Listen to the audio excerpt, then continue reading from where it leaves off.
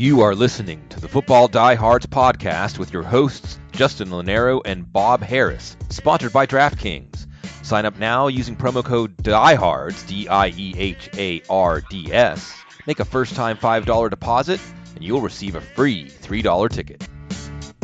Hello and welcome to the Football Diehards podcast. I'm your host, Justin Lonero, on Twitter at Justin Lonero, along with my co-host, Bob Harris, at Football Diehard on Twitter. Executive producer Kyle Dvorchak on the line, Twitter at FF Kyle the Kid. We have a special guest on the line tonight. Keep it in the CBS family. Jamie Eisenberg was on the show last week, and Mr. Dave Richard is on the show tonight at Dave Richard on Twitter. Bob, partner, what's going on tonight in Albuquerque? Hey, just the usual stuff. Just finished the second of the four magazines for Fantasy Sports Publications. We got a pro forecast done. We've got a cheat sheets done. Doing the draft book next, and then the Diehards. So it's ongoing frivolity here as I sit in my underpants in a big puddle of sweat. It keeps you busy, and they say yes. If you love what you do, then you never work a day in your life. And I know you and Dave. That's a total lie. I know. Don't message me before 10 a.m. Eastern time. I'll kill you. And I will. Dave Richard, go ahead. Go ahead, Dave. I want to just jump in, Dave. I know you've got a lot of stuff coming out on CBS. Doing a lot of great stuff too with video now, and I mean you guys are really up in the pace. But I know you've done some stuff on the strength of schedules for the upcoming season. It's something that I'm drawn to like a moth to flame. I can't let it go, and I do use it when I'm drafting. I don't want to pay too much attention to it, but talk a little bit about how you use strength of schedule and any little tidbits that may be of great interest to the listeners. Bob, good evening. Justin, good evening. It's good to talk with you. And yeah, I'm of the belief that fantasy football is all about the matchups. So if I'm going to draft players, I should do it more so on the basis of who they are, what they're capable of, what teams they're on, whether or not I think they're on winning teams. But I also would like to know just how good or how bad a schedule is for a team. The process is long, and I'll try and give you the quick and dirty version of it. Basically, I go through and I rank everybody's defense in the NFL. I then plug in those rankings into schedule. I don't pay attention to home or road unless a team is on the road 3 straight weeks in a row, or if they're playing a team. If they're a road team playing a team that's coming off of a bye, I will pay attention to that too. Otherwise, I don't really care about home road. There really has been no discernible difference there in the last couple of years. And then I do a tally of all the certain team's opponents. That team gets a grade or a rank, and then I just see how they rank against other teams. And long story short, I come to the conclusion that Jacksonville has the easiest schedule in the league, followed by the Patriots. As fair or unfair as that may be. And it goes all the way down to the last team. I think Kansas City has the toughest schedule in the league, followed by Pittsburgh. Now, does that mean that I'm not going to draft Kareem Hunt or Le'Veon Bell? Hell no, I'm definitely going to take those guys. Assuming that Bell's in camp and that Kareem Hunt is still Kareem Hunt, of course. But if there were 2 players that I were considering on draft day, say I'm up in round 5, and I'm looking at Lamar Miller or Rashad Penny. Now, I think a lot of people are going to take Penny over Miller, and I'm going to be one of those people too, so I'm basically going to ignore the advice that I'm about to say. But one of the things I would consider is that I've got Seattle's run defense ranked 30th. Their schedule's ranked 30th, whereas Houston's is ranked 4th. So maybe that's something that should come into consideration. Maybe Dante Foreman isn't ready to go to start the season. Lamar Miller is going to be an every down back. Maybe then I might reconsider my position and take Miller ahead of Penny. Right. It's a long way to go. Training camp is the most, important time for fantasy rankings and guys to move up and move down. The strength of schedule is just one piece of the puzzle. I like it because being in best ball drafts right now, you nailed it. Where you get down into those later rounds and you're splitting hairs between guys. It's a good little arrow to have in the quiver there as you're trying to make some of these harder decisions, especially in the middle rounds for me. Sure, I get that. And I guess this does affect me when I'm talking about middle to late round picks because I like a lot of Tennessee's guys, and I've got them with a very easy schedule. I've got Minnesota with a very easy schedule. And then I'll get to a team like Miami or Dallas, who also have, according to my research, easy schedules this year. And there aren't a lot of players that I feel good about on those teams. I feel pretty good about Kenyon Drake. I feel pretty good about Kenny Stills. And then in Dallas, obviously Zeke, he's somebody that I think people are going to draft. I think he'll get drafted in just about every league.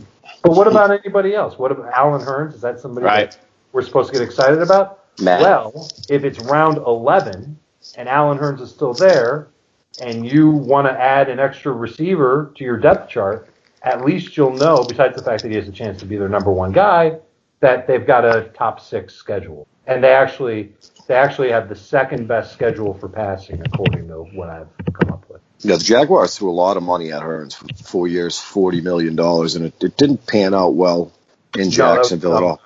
But he's going to be a 1. I actually like Gallup. I think Gallup will do decent down the road. Hey, Dave? Yo. Your tier-based rankings have just dropped over at CBS. How do you use those tiers to draft, in drafts, and who are some players that may be at the bottom of a tier for you? But fantasy players are often drafted players in the next tier before this guy gets taken. Does that lead to good value? Yeah, that's the whole point of it, is you want to try and figure out just exactly where the best value is at a certain position. And you can also use it to help determine what you should do with your next pick. Mm-hmm. So if I'm up in late round 3, and that means I'm going to be up again in early round 4, and I see there's 5 or 6 receivers left in a certain tier, but there's only 1 running back left in a certain tier, this tells me to gravitate toward the running back because I know that one of those receivers has a very good chance of making it back to me. And if they're all in the same tier, really, unless there's a guy that I really like in that group, what difference does it make? Yeah, as I look, Dave, I know running backs in particular, the top tier pretty wide this year, and I agree with that. The second tier pretty narrow, and then the next couple tiers pretty broad as well. Just in general, do you like the depth we find at running back this year? So, some of these later guys, Marshawn Lynch, you're getting at a pretty reasonable price, and just tell me about the narrow tier 2. Okay, well, let's start with this, Bob. You and I have been doing this for a long time. Mm-hmm. How far back do you go, Bob, if you don't mind? 1993. Okay, so you've got me by 4 years. But I can't remember the last time. Well, I guess I can remember the last time running back was this deep, but it was probably close to a decade ago. Yeah. And I love this because I take running backs like crazy, just in general, no matter what the situation is. And this year, I look at the first round, there's going to be a ton of them. Second round, I think you're going to see a lot of wide receivers taken. Third round, there'll be a mix. And I just don't know if there's enough wide receivers, or running backs rather, to make me feel good about my late round 3 picks. In a non-PPR league, I might have a hard time taking Christian McCaffrey or Kenyon Drake in round 3. Yeah. I think I'm going to prefer going tight end or wide receiver there and just dealing with it. But then you get to rounds 4, 5, 6, and even 7, and there's so much there. There are so many players that just provide, at the very least, fair value, and at the very most, high upside. You can take a chance on a rookie like Sony Michel, a running back that's been around the block a little bit like Lamar Miller, a guy entering an interesting situation like Dion Lewis. There's going to be somebody in every draft that takes Mark Ingram in round 4 or round 5. There's just a dearth of running backs that really hasn't been there in a long time. Mm-hmm. And what I'm kind of realizing by doing a bunch of drafts these days is it's helping me see that taking one running back with my first 3 or 4 picks, I can get away with. Whereas previous years, I couldn't. And I agree so much. Yeah. And I think I'm going to do that because you want to look at the wide receiver tiers. By the time you get to round 7, we're talking about guys like Emmanuel Sanders, Corey Davis, Robbie Anderson. I don't know. Some of those guys are okay. They're going to be number 3 receivers for me. But if I can stock up on that position earlier in the draft and come away with 3 guys that I think fit the bill of having at least 120 targets and or a shot at 8 or more touchdowns, I'll be fine going with 3 receivers early and then finding 1 or 2 later on in the draft Right, and even a guy like Isaiah Crowell, look, we want opportunities. There's a guy that's going to have a lot of opportunities. Yes. He's going in the 9th round. I'm for crying out loud. It's I've been very, very appreciative of the way the running backs have filled out this year, and it's working out well, and it does help your draft, especially getting those receivers. And if you like to draft a tight end early. Yeah, I've been hammered wide receivers early. A little bit different though, guys. Yeah, it's definitely vanilla. Sea of mediocrity, as it's like you've seen the show sheet almost. In tight end, I was trolling through your tier rankings for all the positions. I believe there was only one tier out of all positions that had one singular player, and it was tight ends, Rob Gronkowski. So since he is the only player to have his own tier, what do you think sets him apart from Zach Ertz and Travis Kelce? It's just the chance for him to finish like a top 5 receiver versus the top 1 tight end. I crunched the numbers on this earlier this offseason. The average fantasy point production per week of the top 12 tight ends last year was 7 fantasy points per game in non-PPR. For just the big 3, Gronk, Kelce, Ertz, that average was 9.5 points. So clear advantage if you can get one of those guys on your team. And that's something else that I would like to try and do, which makes the previous statement of saying that I want to get 3 receivers with my first 4 picks, something to that effect, that might not exactly be right on par. Because if I can get one of those tight ends at what I would consider a fair value, I will accept, just so I don't have the stinking headache of having to find a tight end that can get me 7 points week in and week out. Because frankly, if I get Zach Ertz and he gets me 7 points in a fantasy week, I'm not going to be happy with that. I'm expecting more. I'm expecting him to produce like a number 2 fantasy receiver. Same thing with Kelce. And Gronk, I'm expecting to produce as a number 1 wide receiver. Yeah, exactly. And you're now paying a Zach Ertz premium. You're paying a Travis Kelce premium. But as I've dug into the numbers recently, and the more I think about the Minnesota Vikings, I know there was a lot of appeal with Stephon Diggs and Adam Thielen and a healthy Dalvin Cook. But look at Kyle Rudolph, and now that Kirk Cousins is in the equation, he relied heavily upon Jordan Reed to be healthy, which is never. So Kyle Rudolph has some appeal because we know what Cousins did with Reed. Now Jordan Reed, on the other hand, if he stays healthy, we saw what he did in 2015, 87 receptions. Alex Smith is there, and Alex Smith leaned on Travis Kelce. The last 5 years, Kelce had more looks than anybody, more receptions than any other pass catcher in Kansas City. So there's some allure there. We've touched on Delaney Walker, and then after Walker, and Jimmy Graham I'll lump in there. I think Evan Ingram's getting too much shine. We saw that depleted wide receiving core, and so by default, I think Ingram had the season that he had. There's room for regression there, but we can hang on to the Trey Burtons and be optimistic, his new landing spot, and, with your Bears and the George Kittles of the world. So it's definitely a vanilla position, but if you want an elite tight end, you're going to be paying a premium, and I find that there's Rob Gronkowski has been a liability. Zach Ertz, his cost has come way up, but a healthy Greg Olsen has proven us that he's probably the most consistent in terms of health, aside from last year, in that crop, and I don't know that we can deem him elite anymore. I waste a lot of breath and energy on a position that I like to call the sea of mediocrity. Dave, listen, in terms of running back tiers, I've noticed a lot of these backfields have 2 or 3 guys now.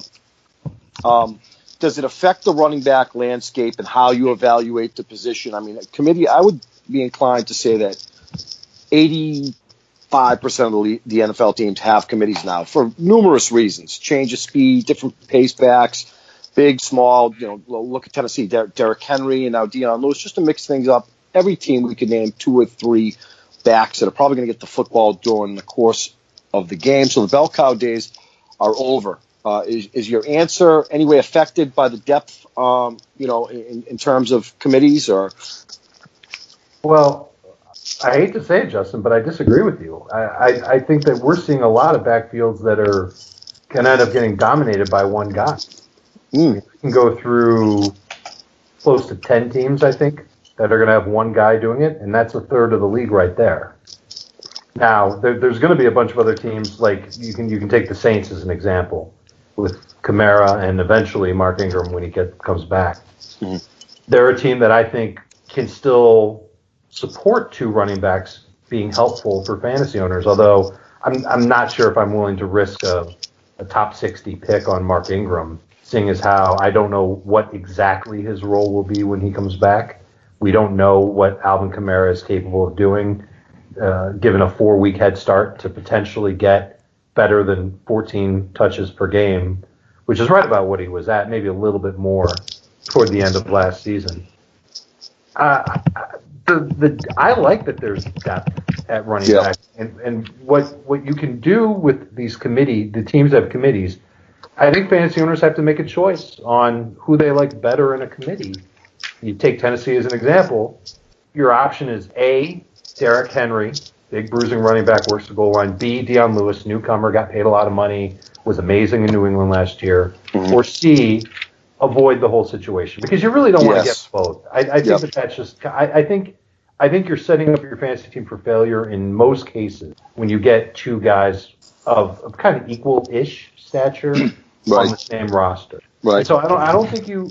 I think it depends on the backfield, depends on the situation. But my job this time of year is to kind of take my best stab at what I think is going to happen. And so my rankings reflect that. I've got Derrick Henry ranked much higher than Deion Lewis. I saw that. I've got Ronald. I am bullish on Ronald Jones in Tampa Bay. Yeah, we are too. Bullish on Darius Geis in Washington. Not quite as bullish on Rashad Penny as other people are. But in Green Bay, I know that there's been a lot of headlines about Ty Montgomery lately, and I know that Aaron Jones is a very popular, trendy running back. I like what I saw from Jamal Williams last year. And I love the workload that coaching staff ended up giving him. 7 games in his final 8 with at least 15 carries. But it looks like a committee there, though, Dave. Wouldn't you agree with that? Yeah, it's going to be a committee. It's going to be a committee. And Williams might max out at 12 carries and 1 or 2 catches a week. But he's probably best suited for the goal line. Whereas Jones and Montgomery, I don't think you'll see Montgomery there at all. Jones, I don't know. That's what training camp's for. But right now, as of now, if I had to pick a Packers running back to take in round 6, I'm taking Jamal Williams. Yeah, we've all, I guess that's the thing. You've got to be ready to evolve, and you have your plan in place and be ready to move off it. The Mike Tyson, we all have a plan until we get punched in the nose, and some of those punches come when training camp starts. Some of them come before. You mentioned Mark Ingram. I want to mention Julian Edelman. How do you approach the guys that have been suspended? And we know how long they're going to be out, but you mentioned with Ingram, what's the role going to be when he gets back? I've kind of been avoiding him for that reason, than the depth at running back. But a guy like Edelman, I think, turns into a great value. How do you feel about these kind of drafting these kind of players? They're apples and oranges, Bob. You've got Mark Ingram, who is 4-game suspension. His team is on bye in week 6. He's been in the doghouse in New Orleans before. There is absolutely a chance he gets relegated to a smaller role upon his return. And who knows what kind of shape he'll be in or what he'll be asked to do in week 5. And by the way, when he comes back, the schedule gets pretty hard for him. Edelman comes back after 4 games, plenty of games in his future. We know exactly what his role is going to be. We're going to see him in training camp in the preseason. You're going to see that he's going to look fine.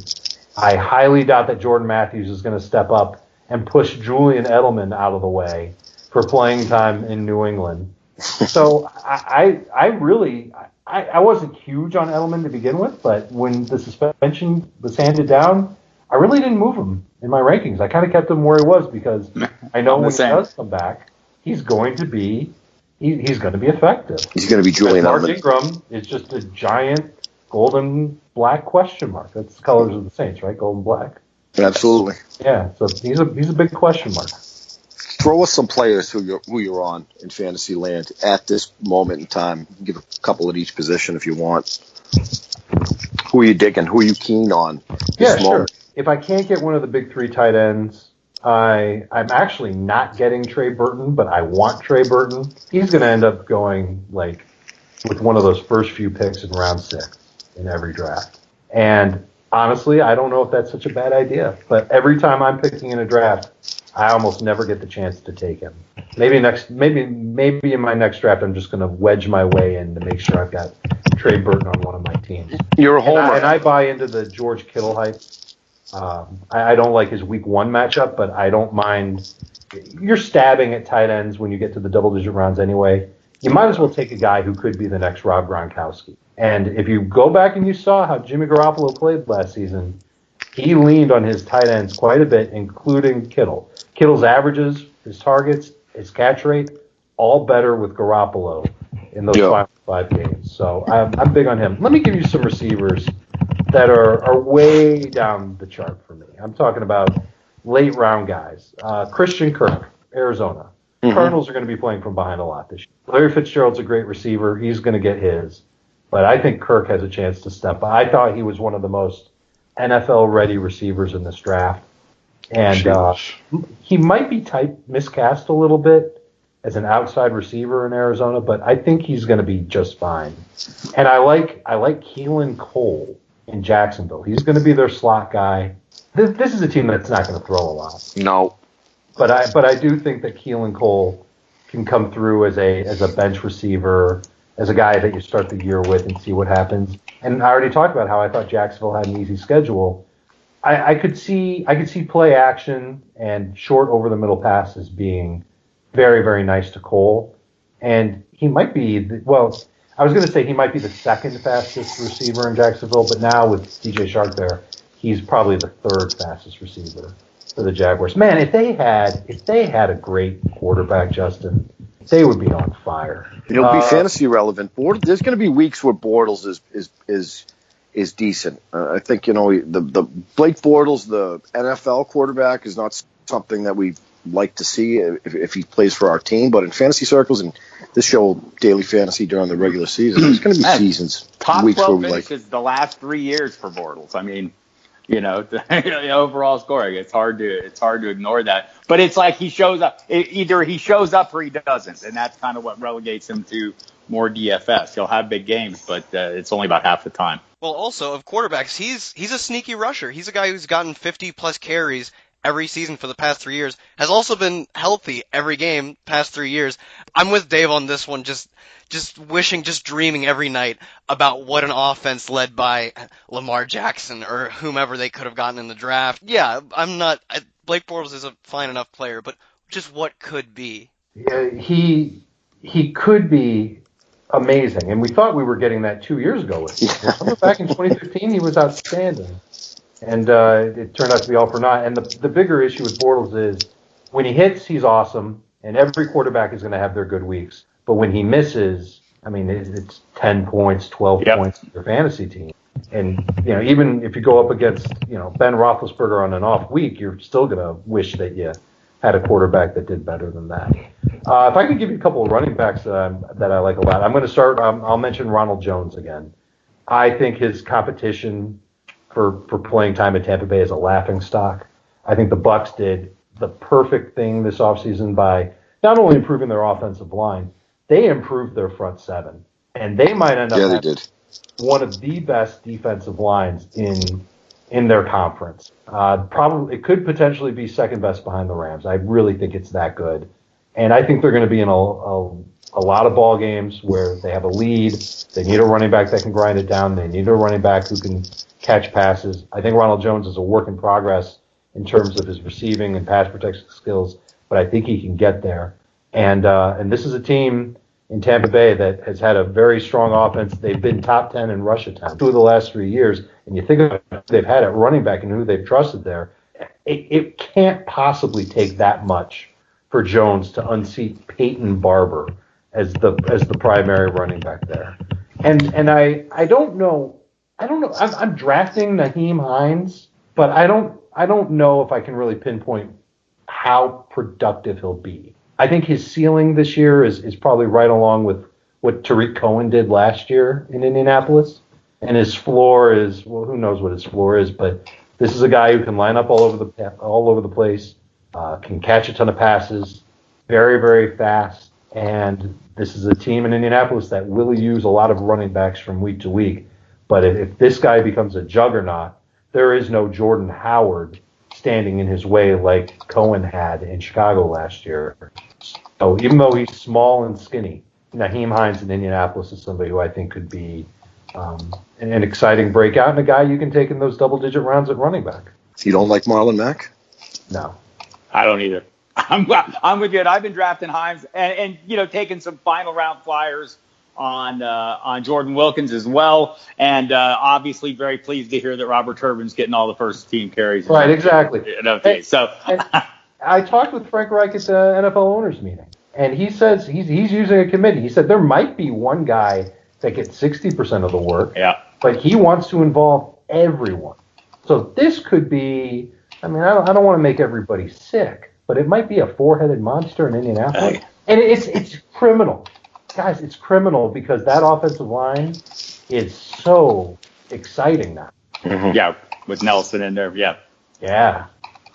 All right, Totally Dave, we agree. know you're busy. And we appreciate you coming on the podcast tonight. Give our listeners one final piece of advice for fantasy drafts. When the time comes to draft your quarterback, you need to feel like you are ripping off the rest of your league. Like, how the hell is this guy still on the board? And I'm going to take him, and the rest of my league is going to be jealous at the value that I got him at. If you don't feel that way when you draft a quarterback, you shouldn't draft a quarterback. That's great advice. I like that. That is great advice. So, Dave, you're doing your tier thing. It's starting to heat up. It is a long off season. It's really long. So I think we tend to overthink anything going on right now that you'd like to talk about, so that we'd like to mention it to our listeners. I mean, something that you're focused on right now, aside from your tiers. What are you guys up to at CBS?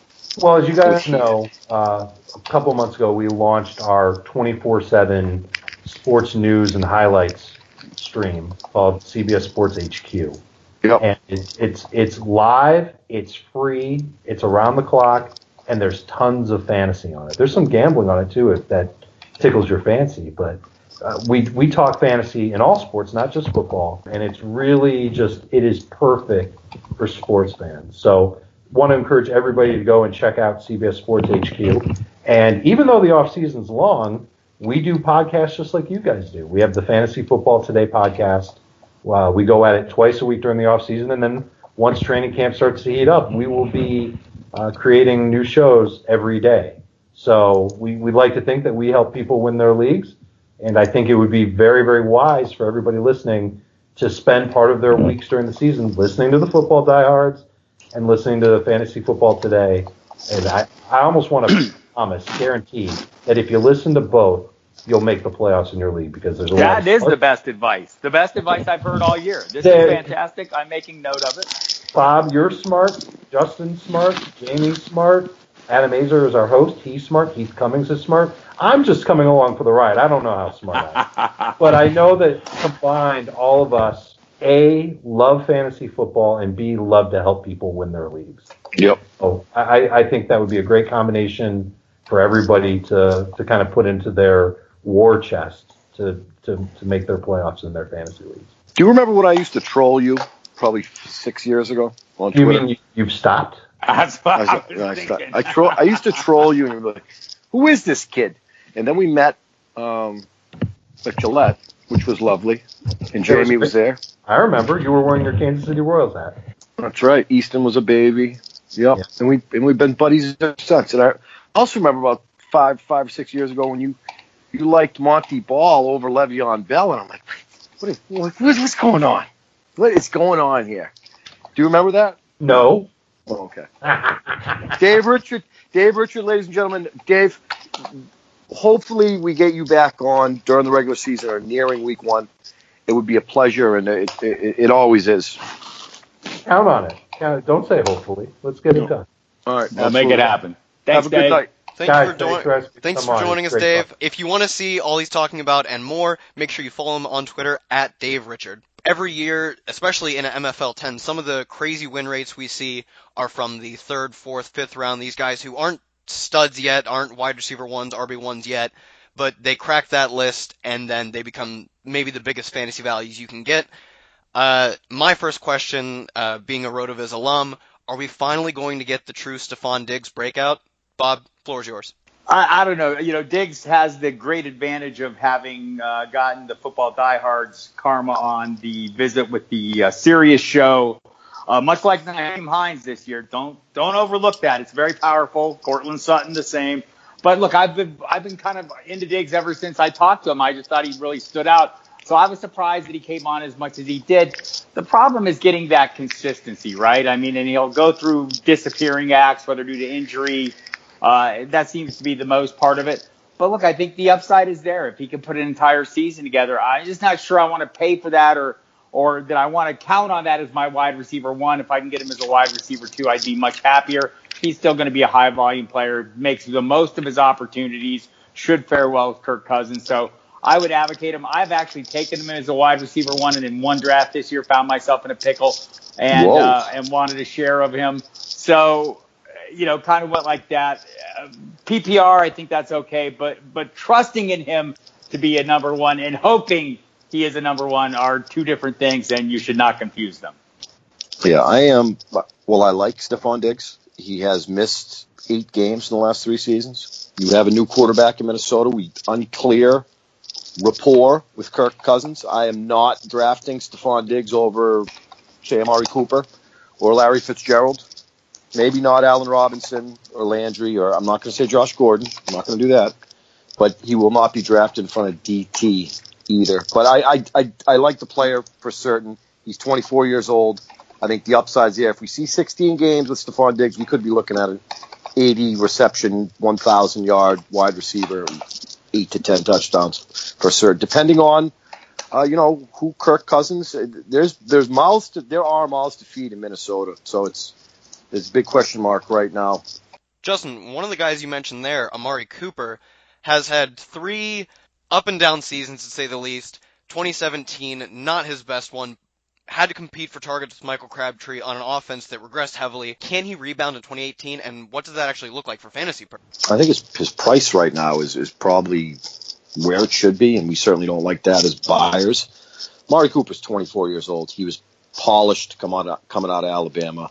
He's a special talent. He has battled with drops. We know this.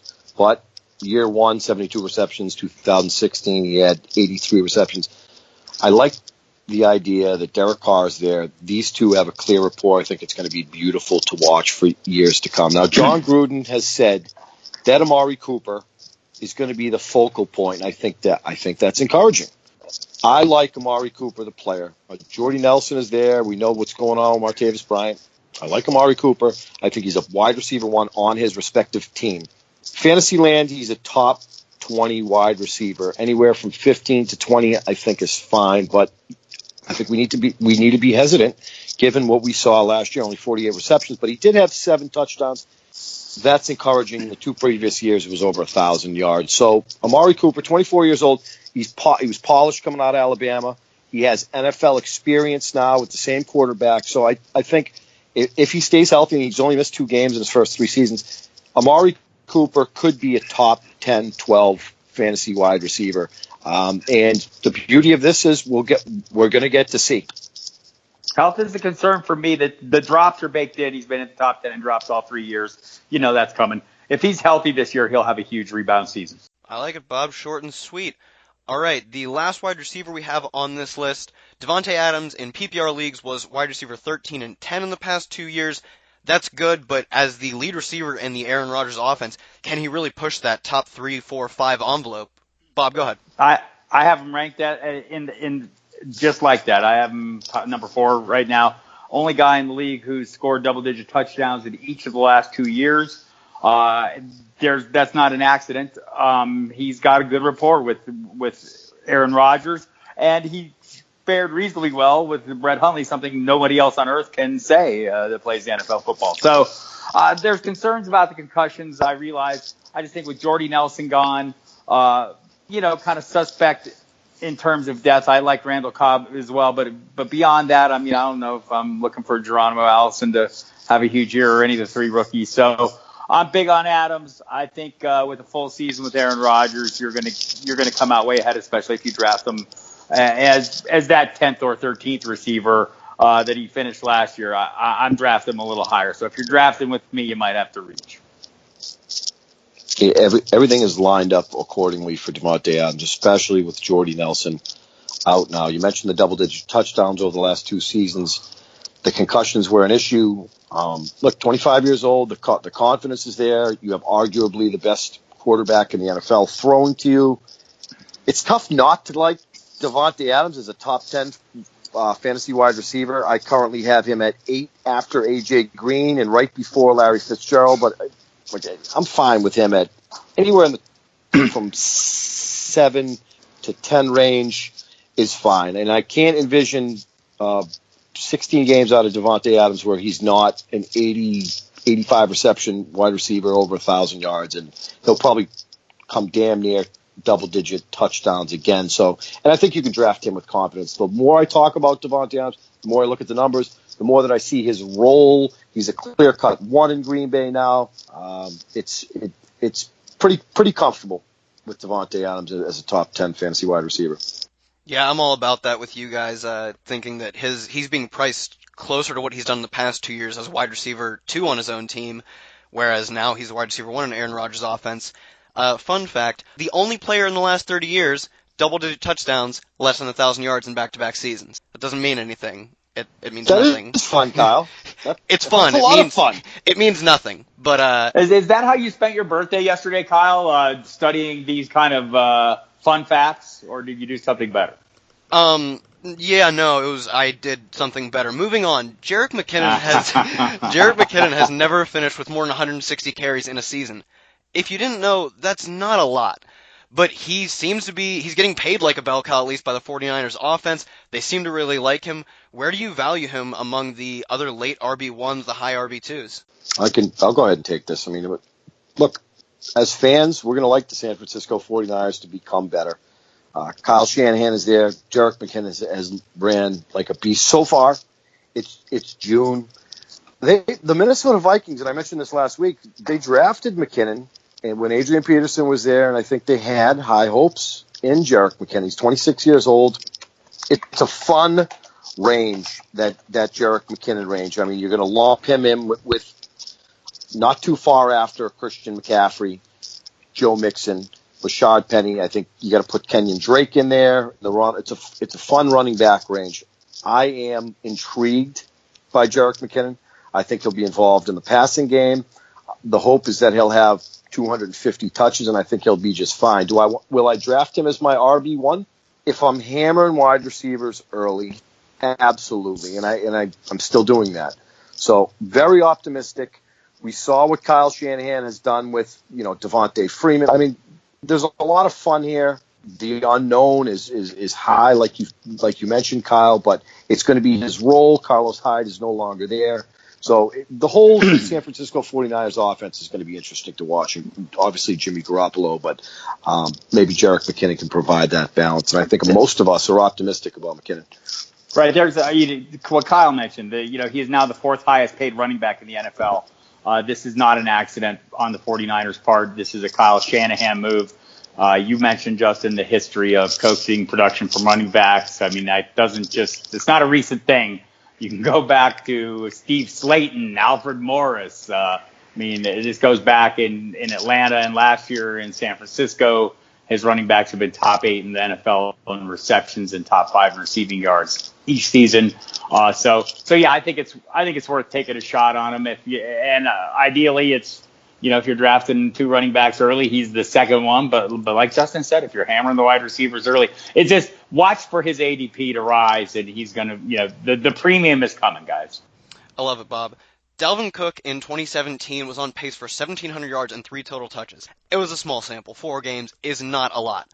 But based on what we saw, and more importantly, his really solid college profile, what do you think we can expect in 2018? Can we expect a similar touch total, or do you think Latavius Murray continues to have at least some sort of goal line between the tackles grinder type role? Go ahead, Justin. I hope not. If anybody has got an opportunity to watch Dalvin Cook run at Florida State, this kid is special, and it was obvious how the Vikings felt about him the first 4 games of last season, and then he got hurt. I mean, hammering the rock. And when you extrapolate the numbers, like you did, Kyle, over 1,700 yards, 300 touches, I think Dalvin Cook, on paper, from a skill set standpoint, is a top 6 or 7 running back in the NFL, and I am comfortable in saying that. The Minnesota Vikings offense, and naturally their defense is going to be stellar as well, is going to be very fun to watch. So let's hope Dalvin Cook is healthy. I mean, I'm giggling over here because he's a special talent, and comfortably I put Dalvin Cook in the top 12 tonight. In fact, I have him at 11, RB11. To be fair, you giggle a lot, Justin. So there's that. Look, all these players. I guess something I would mention is the Vikings' history of the training staff, and their trainer has been there for 20 since I've been doing this. Since he's been there all along. Very well known for his understanding, and that staff's understanding. Look no further than Adrian Peterson's return from his ACL with a 2,000-yard season. They have a lot of experience with successful returns from ACLs. I think that bodes well. Look, he's what Justin said. He showed us what he was capable of. I think he's one of those guys that's impossible to keep off the field. The pivot from this that I'd like to mention is, when you look at Pat Shurmur, how he was willing to use, how willing he was to let the rookie handle the workload. It just makes you rub your hands together even a little more gleefully when you consider the prospects for Saquon Barkley now with the Giants. All right, final back. Bring us home. Alex Collins saw just over 20 combined carries and targets per game from week 7 on when he really started breaking out. This is on par with guys that we really liked, like Kareem Hunt, or guys who still provided value even if it wasn't so consistent, like Carlos Hyde. Really, though, is this the volume we can expect, or do we see some Kenneth Dixon, some Javorius Allen cutting into this? And in terms of his efficiency, can he keep up doing what he was doing, especially on an offense that really wasn't offering him a lot of help? The short answer is yes. Go ahead, Bob, if you want to take it. Absolutely. I saw someone in the FSTA, one of the FSTA drafts, take him in the second round. Little Rich to my blood. When I'm getting him in the 4th, 5th round, I'm exceedingly happy. In fact, I'm getting him in the 4th round because, he's not hanging around beyond the 5th, and I don't want to miss out on him. He led the NFL, ranked 11th in the NFL in rushing, despite only getting 15 or more carries in 8 games. I think that kind of workload plus some can be expected. I know Kenneth Dixon still lurks and maybe is some concern, but there always seems to be something going on with him. I like Collins at the right price. For me right now, round 4 is too tempting not to take him. The offense they're terrible. They're going to be terrible unless they make the move at quarterback, and we talk about that with Lamar. Joe Flacco was terrible. I think Michael Crabtree is going to come at a great value in fantasy circles. We saw what he did in Oakland. I think, the fact that Joe Flacco is only throwing the ball 6 yards up the field will help Michael Crabtree. He's getting older. Is there going to be balance? Are there going to be loaded boxes that Alex Collins will see? Collins is another one of these Seattle Seahawks running backs that have just not worked out, and which is concerning for Rashad Penny because we want to see him thrive as well. But they had an opportunity to use him, Collins, and now he's with Baltimore. He's 24 years old. I think he's a running back that can handle the football 250, 300 times. 60% of the Ravens carries last season. He's going to be involved in the passing game as well. I think he's a top 25 running back, easily heading into drafts, maybe higher. All right, guys, before I get you out of here, I want one breakout for each of you. Bob, the floor is yours. I'll go with Joe Mixon. You will hear this. You've heard this before on this show. You will hear it again on this pod. Offensive lines matter. The Bengals realize that. They have made changes to their offensive line after learning the harsh lessons, the harsh realities last year, letting Andrew Whitworth move on, etc. They drafted Billy Payton. They traded for Cordy Glenn. I mean, Jeremy Hill's gone, and not that he was a huge factor last year. Mixon is a talented player who has all the skill set. He's slimmed down a little bit this year. Look, I don't put too much stock into those stronger, bigger, faster, slimmer, speedier kind of things, but he had fantastic bursts before. With a better offensive line, if he does have even better bursts, it'll cause plenty of problems for opposing defenses. I'm going to go with him as the running back breakout that I like this year. Damn it, Bob. You want me to throw out some others so you can have them too? No, what is there to say? We saw Joe Mixon at Oklahoma. Look, the offensive line is going to be better. Mixon's 22 years old. I said a couple months ago, Joe Mixon can be a top 12. He can be a RB1, permitting he stays healthy. Gio Bernard is there. I'd love to see Joe Mixon get the football 300 times. That's going to be a beautiful thing. I'm going to throw Kenyon Drake in that conversation. I like Drake. We know Frank Gore's there. They drafted a running back in Blush. Look, I'll put Drake there, running back, but I really wanted to talk about Joe Mixon, and I'm comfortable. And I also like Tariq Cohen in Chicago. We know Tariq Cohen's going to. The interesting thing is Jordan Howard's going to get the football 300 times, but Tariq Cohen has that role carved out in the pass catching role because of the inability of Jordan Howard in the receiving game. So I like Tariq Cohen. When I'm hammering wide receivers early, Tariq Cohen is a guy that finds his way on my lineup because I think he's going to catch 60 to 70 passes. Yeah, it seems like every other day the beat report out of Chicago is just how much they really stress utilizing the running back skill sets most, which is code for we are not see any Jordan Howard in the passing game. That's what they're trying to tell us, is what it seems like at least. He's just not good at That's passing. what Jordan Howard told us last year. Yeah, Don't right. throw to me anymore. Right. So, look, there's a lot of guys. I think Cohen's going a little high for me for that very reason. And there are other guys. A guy that Dave Richard mentioned, Ty Montgomery. Look, on those, like on that Packer, 3-man rotation, I'm taking the cheapest one because it's the satellite guy, and maybe he has a bigger role than the two guys splitting carries. So I think there's something to be said in case like I just don't want to overpay for the satellite guy, and I think a lot of times we are for Cohen. Love that take, Bob. It's been a great episode. We had a lot of good information. Special thanks to Dave Richard for coming on the show. Really great guest. Gave us a lot of good information. But that'll bring us to a close. If you want to follow us on Twitter, get updates on the podcast, see everything we're doing, you can find Bob at Football Diehard, catch Justin at Justin Lonero, and find myself at FF Kyle the Kid. Thanks for tuning in.